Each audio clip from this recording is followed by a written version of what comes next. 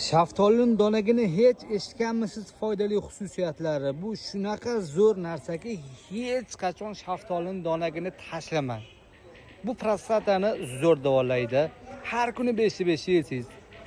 Har kuni 5-5 yeysiz, shamollashlardan umuman yiroq bo'lasiz. Har kuni 5-5 yeysiz, onkologiya kasallik bo'lmaslikka sabab bo'ladi. Onkologiya kasalligi endi boshlagan odamlarnikini Alloh saqlasin, u kasalliklarini oldini olishga, davo bo'lishga sababchi bo'ladi. Bunga shunaqa xususiyat bor ekanki, ximiyadagi dozani xususiyati bor ekan.